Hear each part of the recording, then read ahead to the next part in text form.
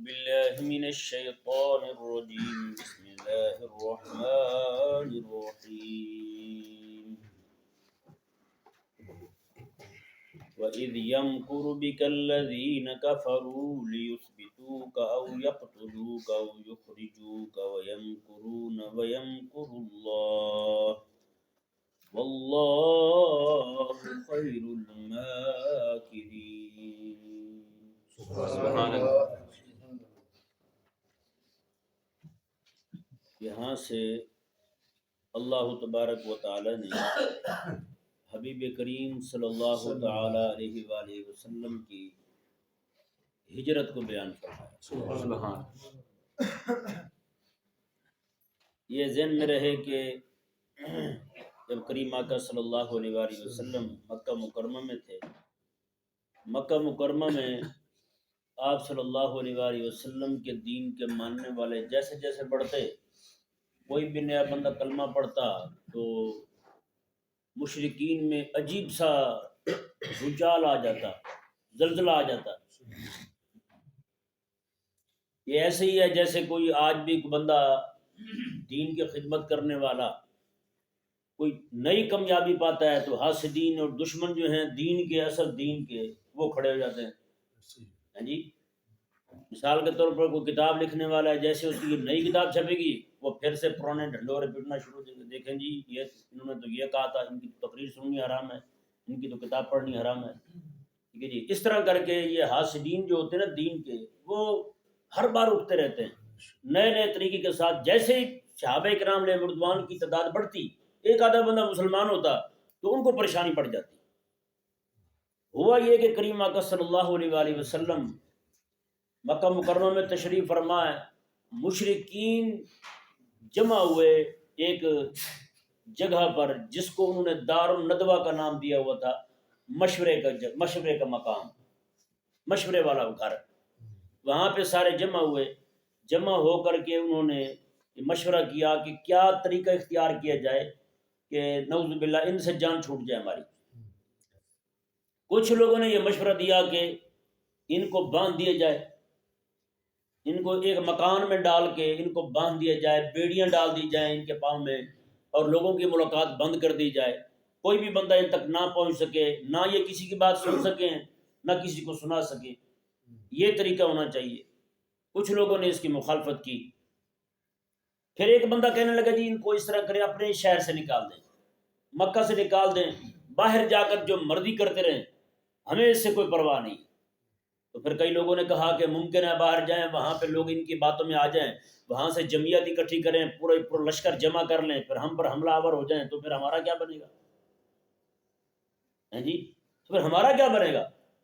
اس طرح کر کے اس کا مشورہ بھی رد ہو گیا.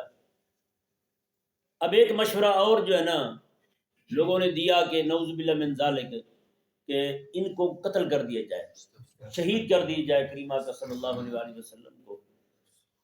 جب انہوں نے یہ بات کی تو سارے کے سارے متفق ہو گئے. اب طریقہ کیا اختیار کیا جائے؟ کوئی ایک ہی قبیلہ جو ہے نا وہ آگے بڑھتا ہے کہ ہم جناب قتل کرنے کے لیے آگے بڑھتے ہیں، ہم نعوذ باللہ رسول اللہ صلی اللہ علیہ وسلم کو شہید کر دیتے ہیں، تو بنو ہاشم جو ہیں وہ ان پر چڑھائی کر دیں گے. تو کیوں نہ ایسا کیا جائے کہ ہر قبیلے کا ایک ایک بندہ لیا جائے. جب ہر قبیلے کا ایک ایک بندہ ہوگا تو پھر بنو ہاشم سب لوگوں سے کیسے لڑ سکیں گے؟ جب ہر بندہ یہ کہے گا جی میں بھی شامل تھا میں بھی شامل تھا، تو ہر بندے کا قبیلہ ہر بندے کے پیچھے کھڑا ہوگا. تو اس طرح کر کے کام جو ہے وہ نمٹایا جا سکتا ہے. ہم ان پر قابو پا سکتے ہیں اگر سارے کے سارے قبائل اس میں شامل ہو جائیں. معاہدہ ہو گیا ان کا، یہ مشورہ ہوا ان کا یہ مشورہ ابھی ہو ہی رہا تھا کہ کریم آقا صلی اللہ علیہ وآلہ وسلم کو میرے اللہ پاک نے اطلاع دے دی. سبحان اللہ. اور یہ حکم بھی دے دی اللہ تعالیٰ نے، حبیب پیارے آپ یہاں سے روانہ ہو جائیں، مکہ مکرمہ سے آپ روانہ ہو جائیں مدینہ منورہ کی طرف. اب ہوا یہ کہ کریم آقا صلی اللہ علیہ وسلم کے اکثر صحابہ مدینہ جا چکے تھے. حضرت عمر رضی اللہ عنہ، باقی صحابہ سارے کے سارے جا چکے تھے. کچھ صحابہ کمزور جو ضعیف تھے، سفر نہیں کر سکتے تھے، وہ نہیں جا سکے، وہ وہیں پر رہ گئے. یا پھر گھرانہ پورا کر رہا ہے نا وہاں پہ، وہ حضرت ابوبکر صدیق کر رہا ہے۔ حضرت ابوبکر صدیق کا پورا گھرانہ وہیں پہ تھا، ہے جی، اور حضرت سیدنا مولا علی رضی اللہ تعالیٰ عنہ بھی وہیں پہ ہیں۔ کریم آقا صلی اللہ علیہ وسلم نے رات کو انہوں نے کیا کیا، مشرکین نے ہر قبیلے کا ایک بندہ آ کے آقا علیہ السلام کے گھر کے چاروں طرف گھیرا ڈال کے محاصرہ کر کے ننگی تلواریں لیے کھڑے ہو گئے۔ کریم آقا صلی اللہ علیہ وسلم آپ نے ایک مٹھی جو ہے نا وہ مٹی کی، ریت کی، کسی بھی شے کی جو بھی ہاتھ آیا وہ آقا علیہ السلام نے اٹھائی اور سورہ یاسین شریف پڑھنی شروع کی، جی، وہ پڑھ کے کریم آقا صلی اللہ علیہ وسلم نے مٹی ایسے پھینکی کہ سب کی آنکھیں بند ہو گئی۔ ایک روایت میں تو یوں ہے کہ مٹی آنکھوں میں پڑی جس کی، یعنی کہ ایک ہی طرف پھینکی ہوگی نا، چاروں طرف حضور تھوڑی گئے ہوں گے، ایک ہی طرف ایسے پھینک دی تو سب کی آنکھوں میں پڑ گئی، سب کے سر میں مٹی پڑ گئی، ہے جی۔ اور ایک روایت میں یوں ہے کہ لوگوں کو اونگ آ گئی، مٹی پڑنے سے اونگ آ گئی۔ بتائیں مٹی آنکھ میں پڑ جائے اونگ آتی ہے بندے، آنکھوں سے پانی جاری ہو جاتا ہے، لیکن ان کو اونگ آ گئی۔ کریم آقا صلی اللہ علیہ وسلم وہاں سے نکلے، سیدھے حضرت سیدنا ابوبکر صدیق رضی اللہ تعالیٰ عنہ گھر میں تشریف لاتے ہیں۔ ادھر آقا علیہ السلام نے اپنے بستر پر حضرت سیدنا مولا علی رضی اللہ تعالیٰ عنہ کو سلایا۔ حضرت مولا علی رضی اللہ تعالیٰ عنہ کو حضور نے فرمایا کہ یہاں ٹھہرو، یہ امانتیں ہیں لوگوں کی، امانتیں صبح ان کے سپرد کر کے آپ بھی آ جائیں ہمارے پیچھے، ہاں جی۔ اب علماء فرماتے ہیں کہ حضرت مولا علی رضی اللہ تعالیٰ عنہ نے فرمایا پہلے تو مجھے ہر وقت یہ دھڑکا لگا رہتا تھا کہ اب موت آئی، اب موت آئی۔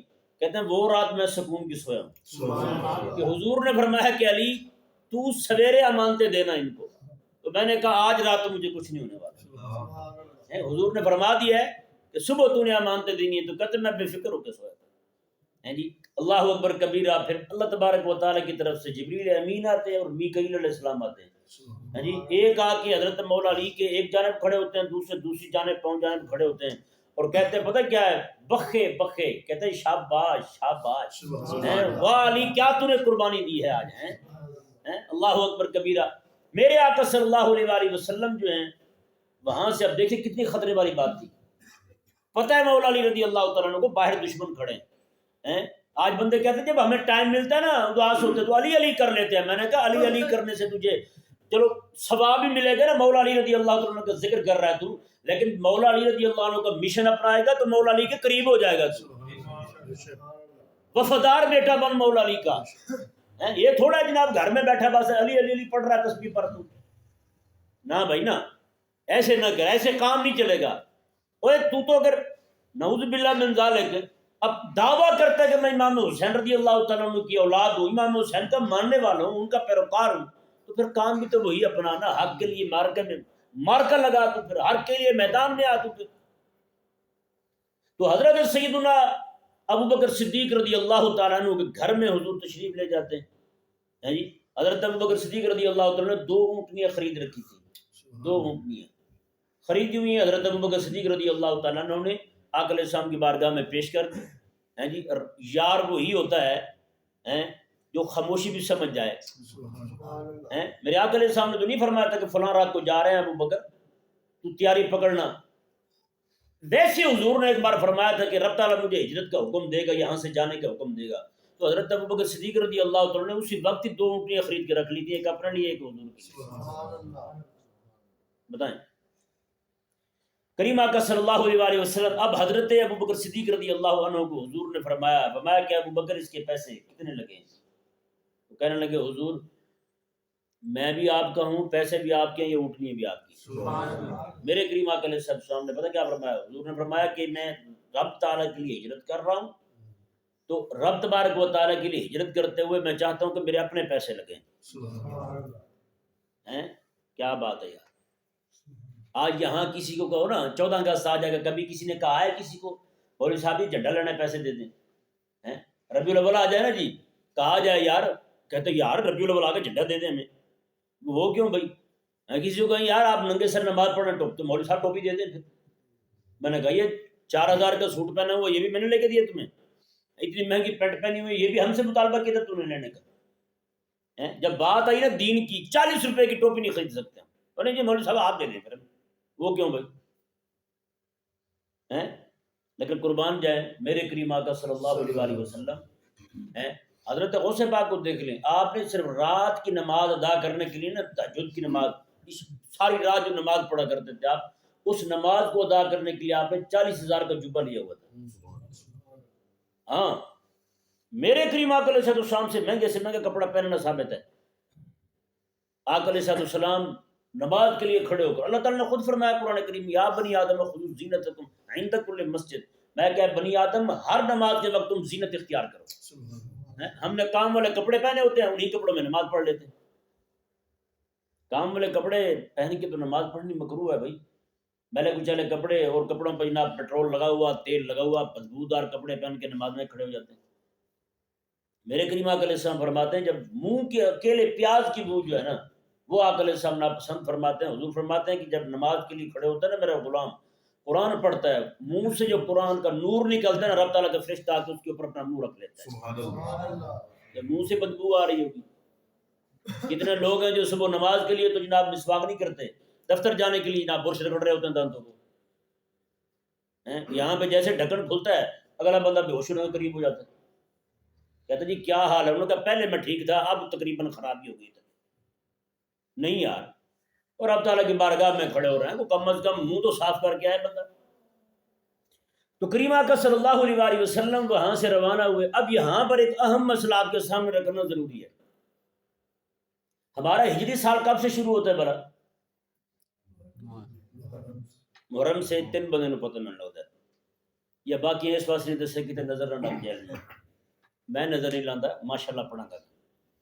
تو یہ کریم آقا صلی اللہ علیہ وسلم ہمارا ہجری سال جو ہے وہ 1 محرم سے شروع ہوتا ہے. اور 29 ذوالحج کی, یہ پیچھے ذوالحج کی 29 یا 30 اس پہ 29 کو یا 30 کو سال ختم ہوتا ہے, 1 محرم کو شروع ہوتا ہے, اور اسے کہتے ہیں ہجری سال. کون سا سال کہتے ہیں؟ ہجری سال. اب یہ دیکھیں کریم آقا صلی اللہ علیہ وسلم کب روانہ ہوئے مکہ سے, کب مدینہ میں پہنچے, اور سال ہمارا کہاں سے شروع ہو رہا ہے.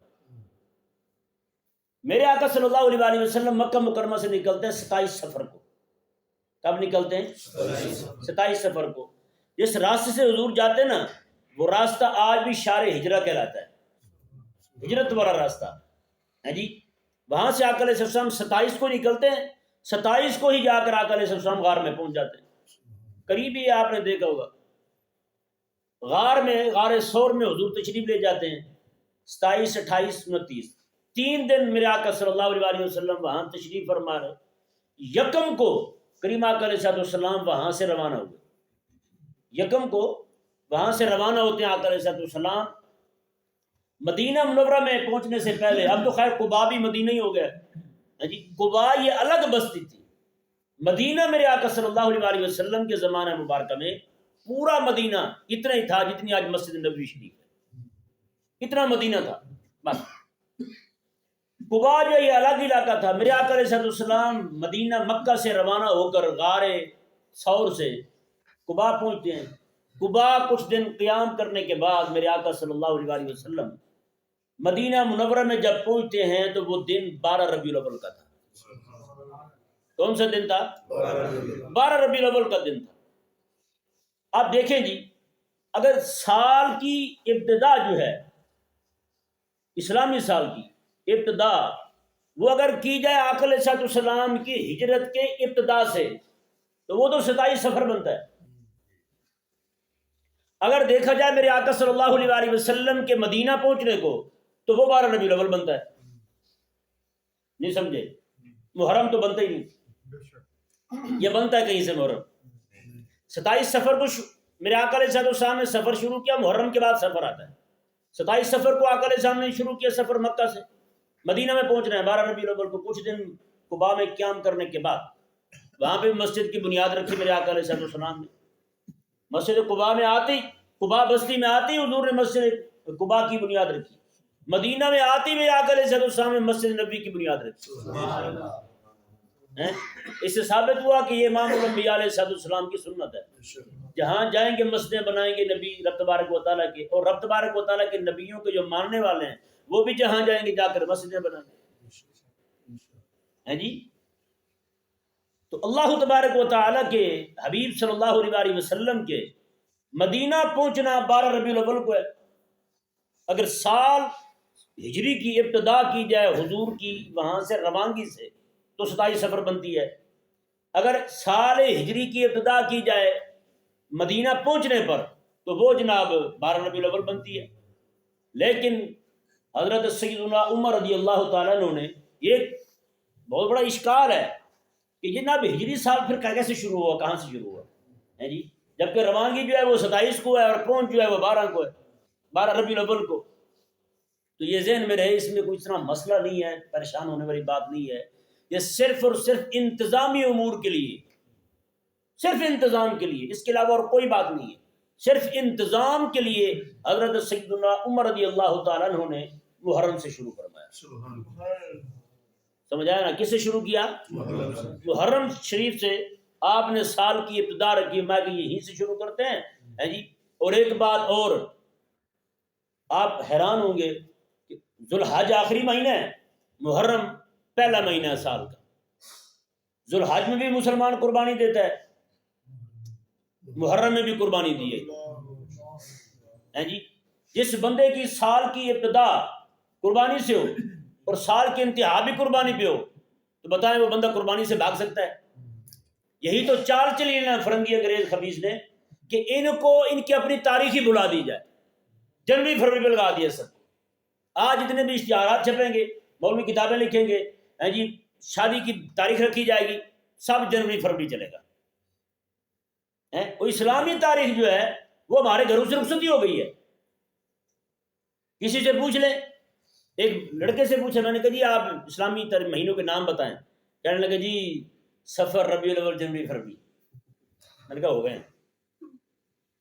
ہیں. آپ سے جو سنتے دل ٹھنڈا ٹھار ہو گئے اور ان سے باتیں کروا لیں آپ. مولویوں کو کیا پتہ جی؟ مجھے پتہ، میں ترم خان ہوں. میں نے کہا باقی ٹھیک ہے بھائی، آپ ذرا وضو کے مسائل بتا دیں، فرائض بتا دیں. ایک بندہ ایسی بڑی بڑھ کے مارا تھا، کہتے مولویوں کو کیا پتہ جی؟ میں نے کہا اچھا بتا پھر وضو میں واجبات کتنے ہیں؟ کہتے 6. میں نے کہا کون سے؟ کہتے یہ تو نہیں آتے. میں نے کہا وضو میں ہیں ہی نہیں واجبات، اس میں تو فرائض ہیں اور سنتے ہیں بس ختم. تو نے ایسے 6 گن دیے. لیکن کہیں گے کیا؟ مولوی کو گولی مار دی جائے. مار دیں پھر گولی مولوی کو، کیونکہ اتنا بڑا مجرم پوری دنیا کا دہشت گرد ہے جس نے تیرے ابے کا نکاح تیری ماں کے ساتھ کیا اور تو خبیث پیدا ہو گیا. یہ بتائیں اس سے بڑی دہشت گردی ہو سکتی ہے پوری دنیا؟ اس سے بڑی بدماشی ہو سکتی ہے جو مولوی نے کی ہے بیچارے؟ باپ جو ہے نا، بیٹا جو ہے نا وہ باپ کا جنازہ نہیں پڑھا سکتا، باپ جو ہے وہ بیٹے کا نکاح نہیں پڑھا سکتا، لیکن دونوں اس بات میں متفق ہے مولوی کو گولی مار دو. ہے یا نہیں؟ دونوں اس بات میں متفق ہیں. یعنی باپ جو ہے وہ بیٹے کا نکاح پڑھانے میں متفق نہیں کہ میں نہیں پڑھا سکتا بھائی، یعنی اسے توفیق نہیں ہے. متفق کیا ہونا، توفیق نہیں ہے اسے. اور بیٹے کو باپ کے مرنے پر نہ غسل دینے کا طریقہ ہے. یہاں پہ آتے بیچارے، ہاں مولوی صاحب غسل کرنے والا بندہ ہے. میں نے کہا کیوں جی؟ کہتے جی ابا مر گیا ہے. تو پھر ہم کیا کریں بھائی؟ کہتے جی بندہ دے دے غسل دے. میں نے کہا یار باقی سارا کوئی تم خود نمٹاتے رہے ہو آج تک، آج جب مر گیا بیچارہ تم غسل دینے کے بھی لائق نہیں. جسے لائق گولی سمجھتے ہو اسی کے پاس آ گئے ہو. ہے یہ نہیں؟ پیچھے مسجد میں تھا، وہاں پہ میں شغل کی بات نہیں حقیقی بات بتا رہا ہوں. یعنی بعض اوقات ایسے کوئی بندہ لطیفہ چھوڑ دیتا ہے. ایک بندہ آیا کہنے لگا جی کپڑے پرانے لے کے نا جی، یہ مولوی صاحب کپڑے ہیں. میں نے کہا کیوں جی؟ کہتے یہ ابے نے پہنے ہوئے تھے، تو ابا انہیں کپڑوں میں مرا ہے لہٰذا ہمیں ڈر لگتا ہے. اور میں نے کہا یار جو گھر میں گاڑی کھڑی ہے اس سے ڈر کیوں نہیں لگتا؟ اس سے ڈر کیوں نہیں لگتا؟ وہ بھی اٹھا کے دو نا مولوی صاحب کو. جس گھر میں مرا ہے وہ گھر بھی دے دو مولوی صاحب کو. میں نے کہا اور جس خاتون کے ساتھ وہ رہا ہے اس پہ بھی تو کرم کرو نا یار. چلو ہمیں نہ دو، کسی کو دے دو، کسی کا بھلا تو ہو. باقی ساری چیزیں قبول ہیں لیکن وہی کپڑے مولوی صاحب کو دینا. یہ مولوی صاحب، میں نے کہا اچھا مولوی مر جائے پھر ٹھیک ہے، تم اپنی موت جو ہے نا تمہیں وہ بڑی بری لگتی ہے، مولوی مر جائے یہ ٹھیک ہے. میں نے کہا عجیب پلید دماغ ہے تمہارا. پراڈو گھر میں کھڑی ہے، راڈو گھڑی گھر ہاتھ میں پہنی ہے، اس سے ڈر نہیں لگا. جیب میں پیسے ہیں ان سے ڈر نہیں لگا. کپڑوں سے ڈر لگے گا کہ مولوی صاحب کو دے دیں. وہ بھی وہ کپڑے یہاں سے چاک کر کے دیتے ہیں، مولوی صاحب سلائی لگا کے پہنے.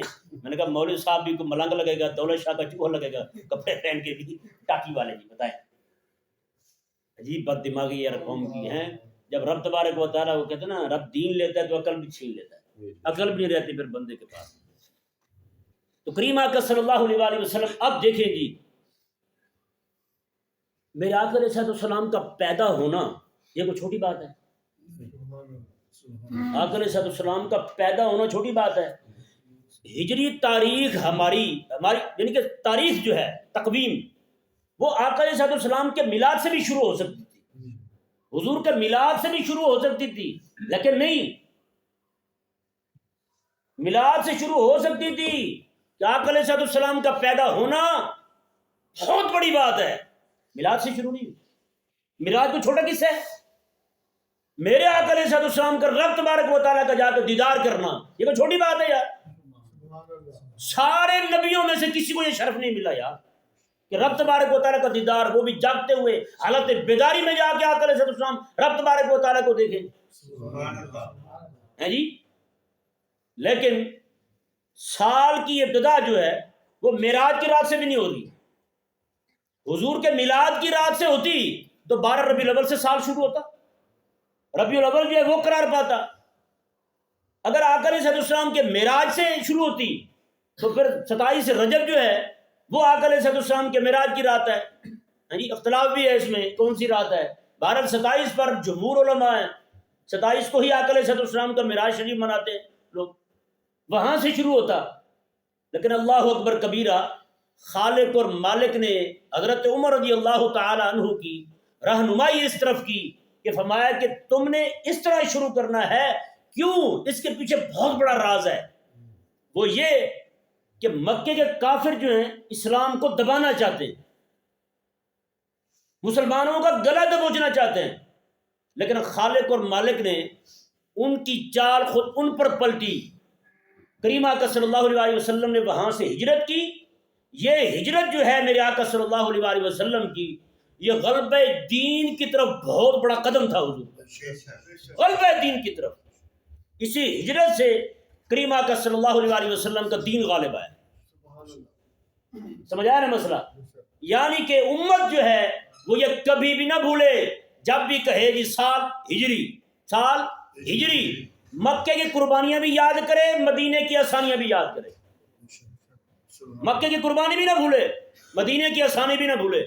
مدینے کی آسانی صرف مزے لینے کی نہ مدینے کی آسانی اس لیے نہ بھولے کہ مکے کی قربانی دینی پڑتی ہے مدینے کی آسانی لینے کے لیے، جانیں دینی پڑتی ہیں. ان میں جناب آقا علیہ السلام کے صحابہ حضرت بلال رضی اللہ تعالیٰ عنہ کو تپتی ریت پر لیٹ کر جناب منہ میں انگارے رکھ کر جسم کے اوپر گرم پتھر رکھ کے جناب ان کو قربانیاں دینی پڑتی ہیں.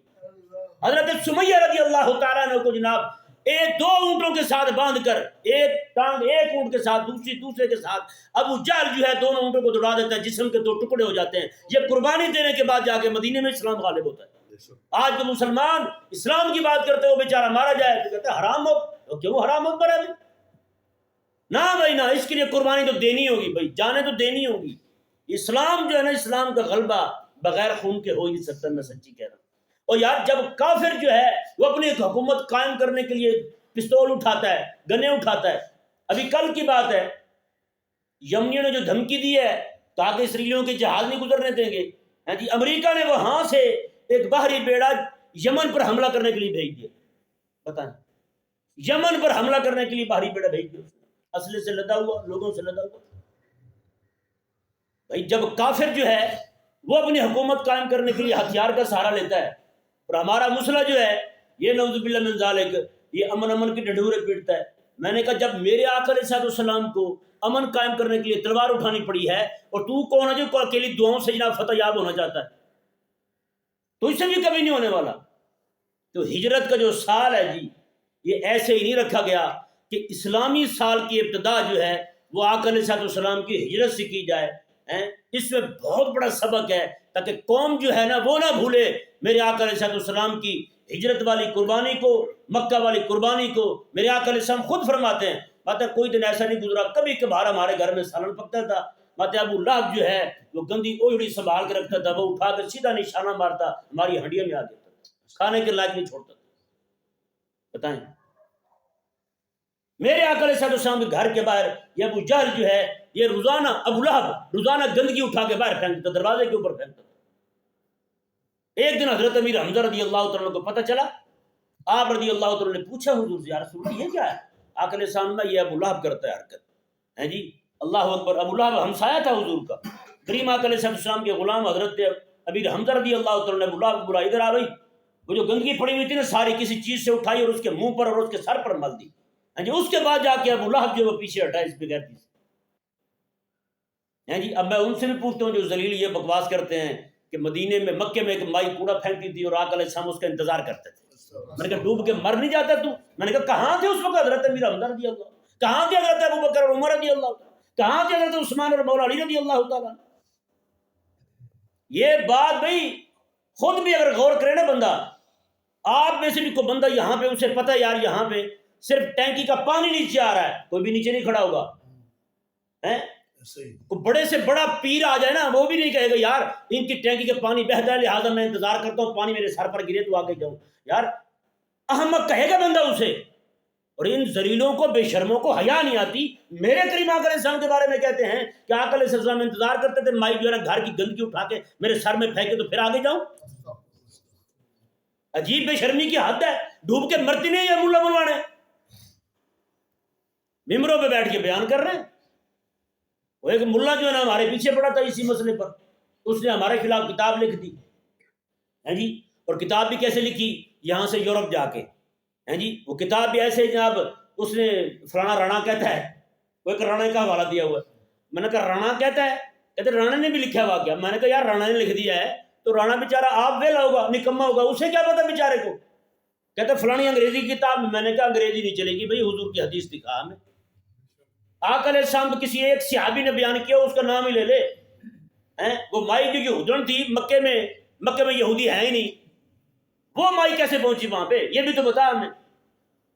نہ بھائی نہ، جتنی بات ہے اتنی کرے، ایسی بات نہ کرے جس سے میرے آقا علیہ السلام کی شان کی ترکیز ہوتی ہو۔ میرے حضور خود فرماتے ہیں آقا علیہ السلام نے میں کہ جہاں پہ مومن کو تکلیف پہنچے نا وہاں نہ رہے، اور حضور کے بارے میں کہہ رہے ہیں کہ آقا علیہ السلام جان بوجھ کے وہاں جا رہے ہیں اور انتظار کر رہے ہیں کہ مائی کوڑا پھینکے تو پھر جاؤں۔ عجیب احمق لوگ ہیں۔ اللہ اکبر کبیرہ۔ اب یہ آیت مبارکہ دیکھیں، اس کا ترجمہ سنیں۔ اللہ تبارک و تعالی نے ارشاد فرمایا وَإِذْ يَمْكُرُ بِكَ الَّذِينَ كَفَرُوا، میں حبیب پہ وہ یاد کریں نا ذرا، جب یہ کافر آپ کے خلاف چالیں چل رہے تھے، مشورے کر رہے تھے آپ کے خلاف، لِيُثْبِتُوكَ تاکہ آپ کو باندھ دیں، قید کر دیں، او یقتلوکا یا آپ کو شہید کر دیں، او یخرجوکا یا آپ کو مکے سے نکال دیں۔